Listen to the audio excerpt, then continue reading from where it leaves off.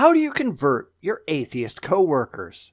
Well, you violate federal anti-discrimination and harassment laws, of course. You cost your employer hundreds of thousands of dollars, and when you rightfully lose your job, these people whine because they think they're the ones being discriminated against. Seriously, what a bunch of morons.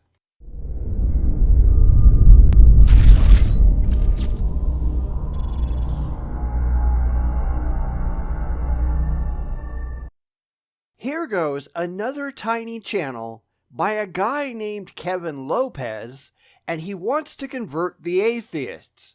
All done clearly without having the slightest idea what atheists actually want or care about.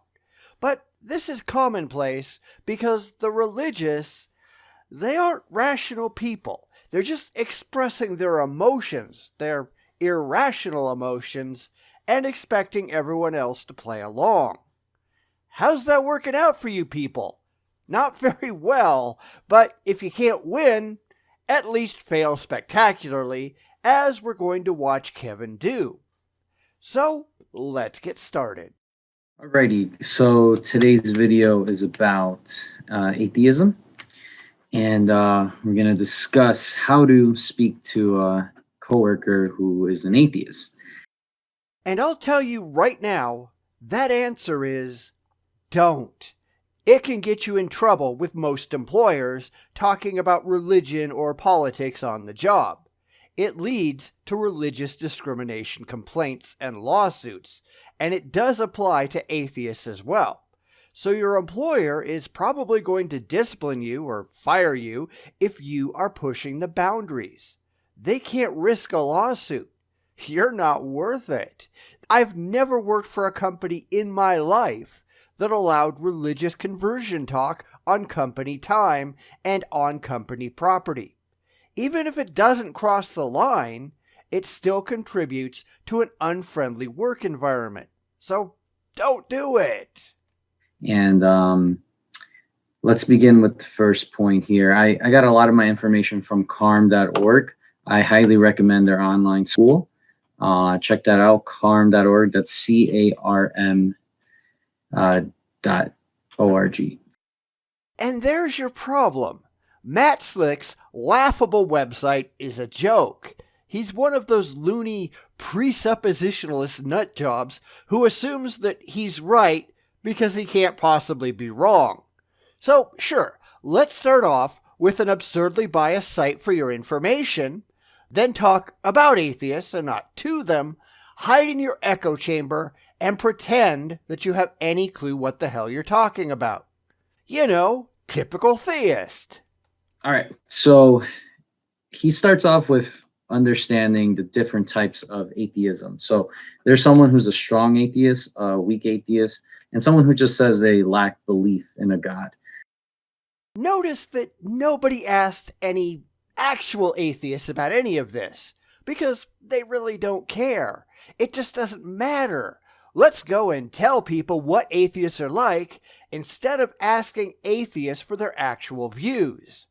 Because, you know, the truth doesn't matter, right? The strong atheist is more about that person that's, I know there is no God. They're making a strong claim there. Okay, sure.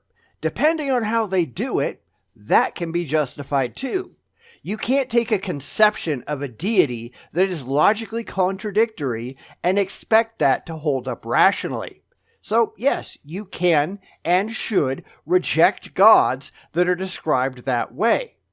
And there's an awful lot of gods out there that are. Now, the weak atheist, that would be someone who's like, you know, I don't know. There could be, I don't know. Kind of like an agnostic, basically. Because you don't understand what any of these terms mean, and neither does Matt Slick, mostly because he has an agenda, and you really don't seem to be that smart. Now, I've described what atheism and agnosticism means in past videos, so I'm not going to do it again. But if you listen to a lot of apologists for any length of time, they may acknowledge that there are these different flavors of atheist, but then They assume that all of them are the strong atheist who has some kind of quote-unquote faith that gods don't exist. You have beliefs, you have faith, you're just like us. Nope, not at all. But that's why they don't talk to us. We'll just destroy their narrative. But the thing is, they still don't believe in your imaginary friend. Really, what difference does it make? It doesn't improve your position any. You still have to prove that what you believe is true, and you don't even try. You've got nothing to try with.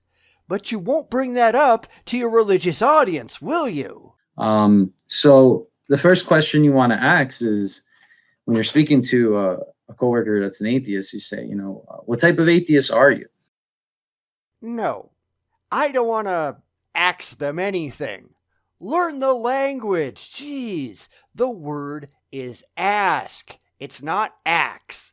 It's honestly not that hard to pronounce. And some of them may not understand that question, but you can just clarify for them. Say, are you someone who feels like, I really know there is no God? Or are you someone that you're not sure, there's not enough evidence, you're kind of just, in between here about the subject? They would be more of a weak atheist.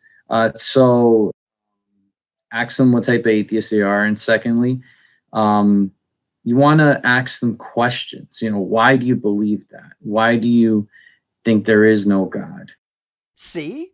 Because they have no counter to people who simply don't believe for lack of evidence, so they just pretend they don't exist.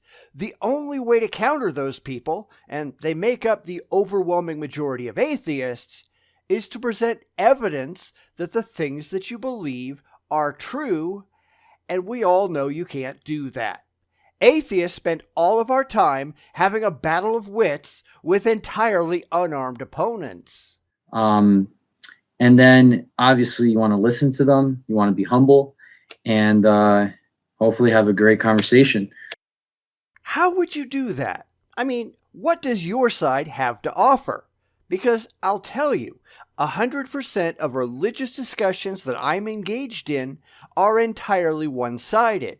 It's the religious making absurd, unsupported, unjustified claims, the atheist asking why in the world we should believe any of that, and the theist simply making more empty claims because they have nothing else.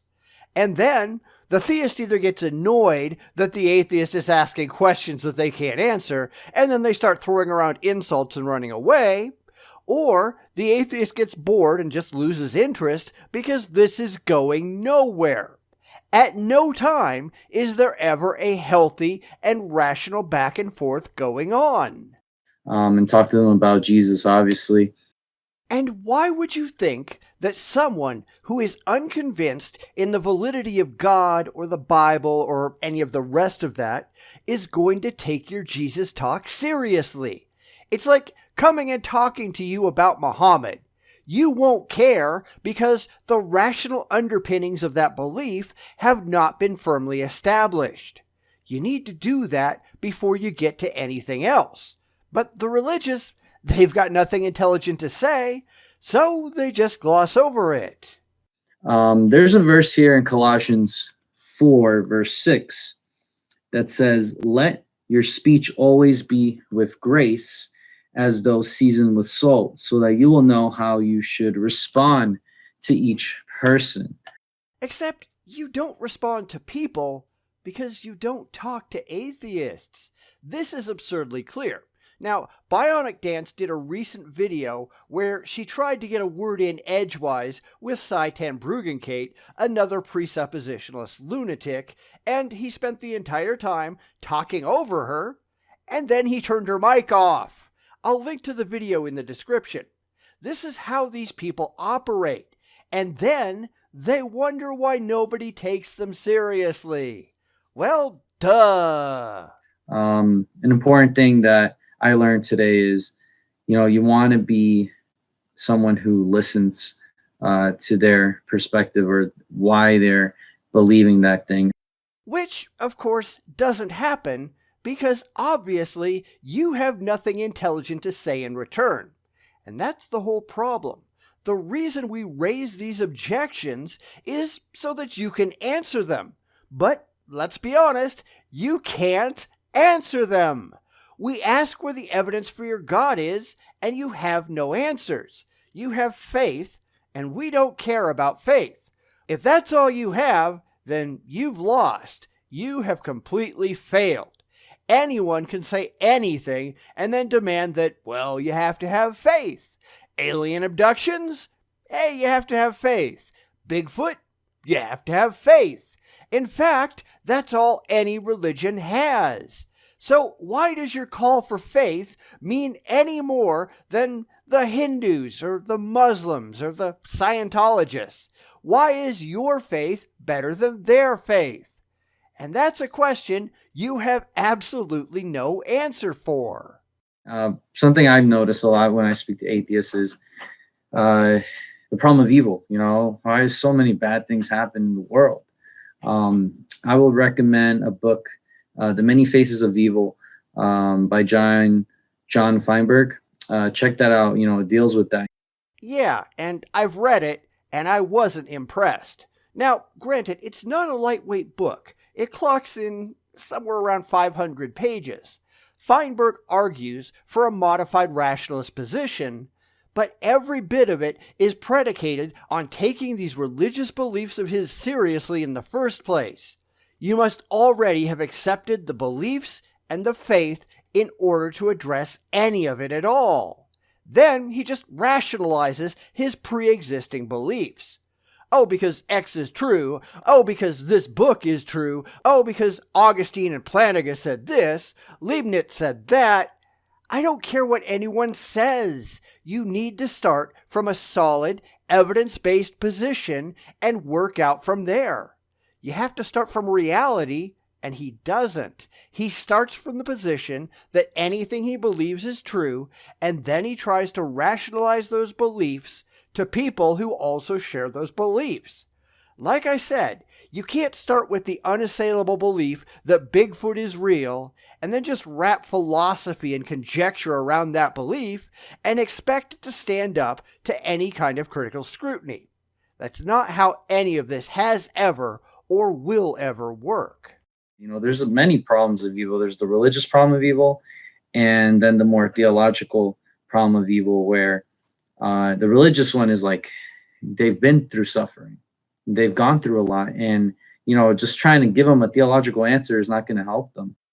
Sorry, the religious problem of evil and the theological problem of evil, they're really not any different. They both assume a priori that the religion is true, and you can't start from the position that the religion is true if you want to prove that the religion is true. That's fallaciously circular. But that's all any apologetic can do. And then you have the theological problem of evil, where, how can this God, who is all loving and all powerful, allow this to happen? How do you know any of that? Because that's another problem that comes up time and time again.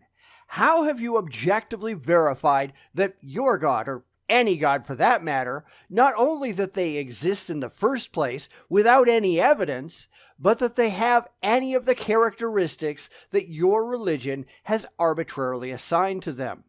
We don't accept your beliefs without proof, and you don't have any proof. I don't care what you say about your God. I care what you can show to be the case objectively, with evidence to back it up, and you have nothing. The religious have to be willing to go all the way back to step one and justify every bit of their faith intellectually. And we all know they can't do that. They don't even want to try because I think deep down inside they know they've got nothing. If they had anything, they wouldn't need faith. And we're not going to accept faith as a justification for any beliefs. So you people are stuck. You're not going to convince us, not because we're not willing, but because you're standing there with an empty bag. So a lot of good things that you can discuss with them. But I think it's important just to remember talk to your coworkers about God. Not if you want to keep your job. Now, I don't care what you want to do off the clock, but your employer is taking a serious risk by allowing any of these discussions to go on. In general, civil penalties awarded to those bringing the suit range from between $50,000 and $300,000 for each and every case, depending on the size of the company. Your boss is insane if they don't stomp on it immediately. Just do your job and leave your coworkers alone. Bring it up. It's a good thing to do because, they're in need of a savior. They're in need of Jesus. Yeah, that's your claim. So what happens when they believe you need Xenu? They care about you, and they're going to harass you until you accept L. Ron Hubbard into your life. How is that going to make you feel? Are you going to feel loved and cared for? Or are you going to be the next one into HR complaining about being religiously harassed? Because I'm willing to bet it's the latter. And we can't just be cold to our coworkers. We need to love all people. And, I'm sure there are many atheists that have can give a testimony of how one of their coworkers reached out to them about Jesus, and now they're born-again Christians. Considering how many Christians are leaving the faith these days, yeah, probably not. Because your side is losing and you're desperate to replace lost members.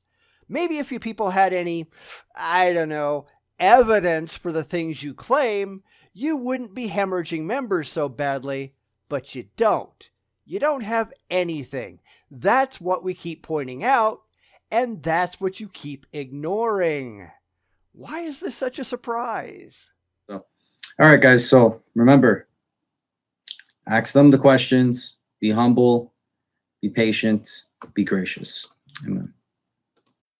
And don't be surprised when they tell you to pound sand because you've got absolutely nothing worthwhile to present. It's why atheists laugh at you, if you ever dare to speak to real atheists in the first place, which we all know you never do.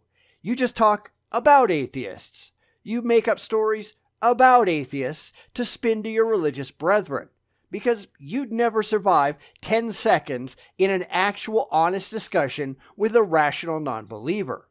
They'd wipe the walls with you, and you know it. And that terrifies the religious, so they simply don't engage. The ones that do behave like Seitan Bruggencate and go back to talking about atheists after shutting up the atheists in their midst. They are incapable of having an intellectual discussion with people who don't take their irrational beliefs seriously. They might not think we know, but we know. And we point, and we laugh. It's just one more reason why religion is failing so badly in the West. And that's a wonderful thing. Bum